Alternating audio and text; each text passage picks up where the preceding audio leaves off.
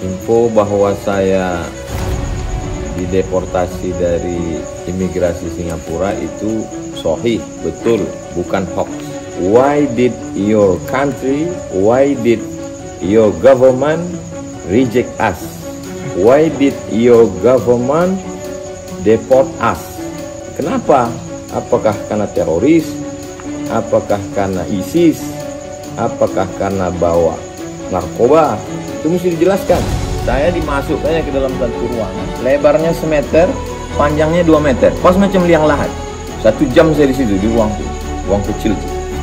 Habis itu baru digabungkan dengan yang kawan saya dengan anak-anaknya, dengan ustazahnya. Barulah tempat yang ramai. Nah, kawan saya itu anaknya umur 4 tahun. Apa kata anak umur 4 tahun tuh? Kita ini di penjara ya. Anak 4 tahun tahu itu di penjara. 3 jam pula kami di situ.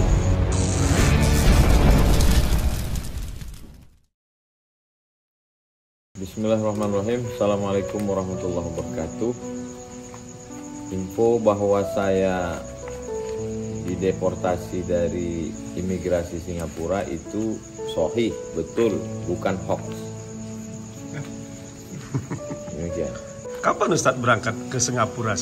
Saya berangkat Senin siang dari Batam pada tanggal 16 Mei 2022.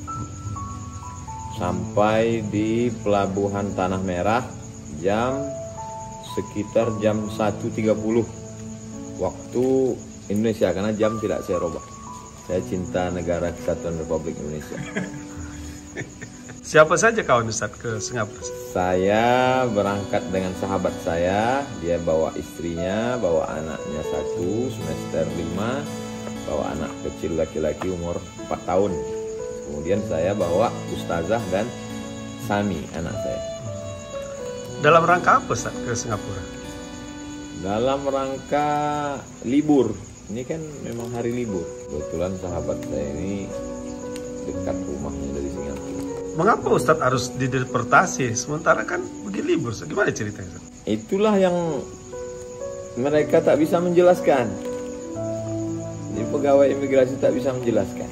Jadi yang bisa menjelaskan itu mungkin Ambassador of Singapore in Jakarta. You have to explain to our communities why did your country, why did your government reject us? Why did your government deport us? Kenapa? Apakah karena teroris? Apakah karena ISIS? Apakah karena bawa narkoba? Itu mesti dijelaskan. Kalau berkas-berkas yang Ustaz bawa lengkap Ustaz ya? Berkas lengkap semua. Sudah lengkap. Arrival card, kartu untuk datang sampai masuk, semua lengkap semua. Tidak ada kurang satu apapun. Sudah lengkap semua. Semua, tak ada kurang. Udah sampai di stempel imigrasi, dia tidak stempel karena langsung di scan aja paspor, dia scan. Habis itu kemudian cap jempol. Habis itu udah membawa semua keluar. Saya terakhir, sahabat saya keluar, istrinya sudah, anaknya sudah, ustazah pun sudah, anak saya sudah. Saya yang terakhir. Begitu selesai mau keluar, baru di tas itu ditarik masuk. Bagaimana perlakuan mereka saat Ustadz ditahan itu? Jadi begitu saya mau keluar, kemudian ada satu pegawainya membawa tas saya itu.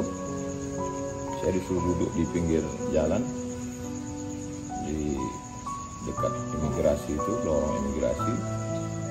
Duduk. Tas ini sebetulnya tas ustazah, isinya keperluan bayi. Nah, jadi maksud saya mau mengasihkan tas ini ke ustazah yang udah lepas di sana.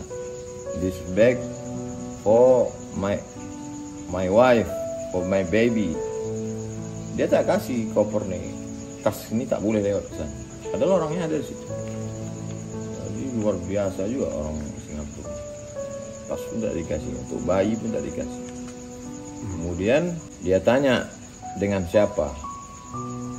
Saya bilang, with my friend, my wife, my anak saya, untuk holiday, bukan acara pengajian, bukan acara tabligh akbar. Saya menjelaskan itu maksudnya supaya dia tahu bahwa orang ini datang untuk jalan-jalan. Terus dia tanya, mana istrinya? Saya tunjuklah di sana. Rupanya mau dijemputnya. Tunjuk istri udah lewat dengan anak itu maksudnya supaya dia tahu, kita jelaskan. Oh, ini orang datang bukan mau kampanye pilpres. Ini orang ini datang mau jalan-jalan, mau liburan. Dia datanginya ke sana, kawan saya dengan anaknya, dengan istrinya, rupanya mau dijemputnya, deportasinya semua. Dipisahnya. Saya dimasukkannya ke dalam satu ruangan, lebarnya semeter, panjangnya 2 meter, pas macam liang lahat. Di atas pakai 1 jam saya di situ, di ruang itu, ruang kecil tuh. Habis itu baru digabungkan dengan yang kawan saya dengan anak-anaknya itu, dengan ustazah, dengan barulah tempat yang ramai itu. Nah, kawan saya itu anaknya umur 4 tahun. Apa kata anak umur 4 tahun tuh? Kita ini di penjara ya. Anak 4 tahun tahu itu di penjara. 3 jam pula kami di situ. Sejam di ruang 1x2 tuh 3 jam situ. Jadi dari mulai 1:30, 2:30, 3, 3:30, 4, 4:30 sore. Kapal terakhir baru dipulangkan. Memang orang luar biasa. Di dalam ruangan waktu itu, apa yang terpikir? Terpikir saya, negaranya ini kan kecil ya. Kencing kita sama-sama di Indonesia ini, diarahkan pipanya itu tenggelam dia. Kok sombong kali dia gitu. Padahal dulu diserang sama Demak. Coba aja bagaimana Temasik itu diserang sama Demak. Tunggang langgang. Itulah. Mereka ini kan sebetulnya pendatang dulu. Datang dia, tak bisa makan dia di negerinya sana. Datang dia ke situ, pakai peci, pakai baju, ada gambarnya pendiri negara itu. Habis itu dia berkuasa. Sebetulnya wilayah kita itu, wilayah kerajaan Melayu itu, Johor, Siak. Tapi karena kita tak punya kekuasaan, itulah sepelenya mereka. Jadi memang intinya kekuasaan. Tapi nanti insya Allah sampai masanya, mungkin di zaman cucu-cucu kita berkuasa balik, orang Melayu ini mesti direbut negeri itu balik, biar tahu rasanya. Ngajar loh. Jadi mengapa Ustadz dideportasi itu tak jelas ya? Itulah mesti dia jelaskan. Minta semua warga Indonesia minta penjelasan. Kenapa? Apa sebab deportasi? Dia tahu sih, dah jelaskan. Kenapa dia jelaskan? Kurang berkasnya apa? Mesti dia jelaskan. Kita bukan warga negara tidak taat pajak. Datanglah ke kantor PBB. Kita bukan liar kita. Dulu memang saya pernah tidak masuk ke Timur Leste. Padahal sudah disusun acaranya dengan Pak Sanana Gusmao, dengan Uskup, kemudian Tabligh Akbar. Sudah urutan acara. Begitu sampai di airport Timur Leste, tiba-tiba tak masuk. Kawan saya masuk, rombongan masuk, mereka masuk, saya tak masuk. Saya tanya lah di situ, ada satu orang imigrasi, agak bisik-bisik. Kenapa kalian tidak kasih saya masuk? Ada baru informasi, Pak. Informasi apa? Bapak teroris. Kenapa kalian kasih tahu sekarang? Kenapa tak dari kemarin? Informasinya baru sejam yang lalu. Nah, jadi mereka imigrasi Timur Leste itu dapat fax dari Jakarta. Kalau kata orang imigrasi Timur Leste ini, kami dapat kiriman bahwa bapak teroris, maka tak bisa masuk. Tapi waktu itu sebelum Pilpres 2018. Jadi waktu itu memang, ya maklum lah, mungkin kedatangan saya ke Timur Leste itu nanti mempengaruhi suara. Waktu itu kan 2 calon, satu Pak Prabowo, yang satu lagi incumbent. Jadi waktu itu saya dikhawatirkan akan condong. Itu kan dulu 2018, ini 2022. Pilpres masih lama. Masih lama tuh 2024. Kalau dulu itu 2018 memang dikhawatirkan, waktu itu kan ada kelompok cebong, ada kelompok kampret. Sekarang semua kampret udah jadi cebong.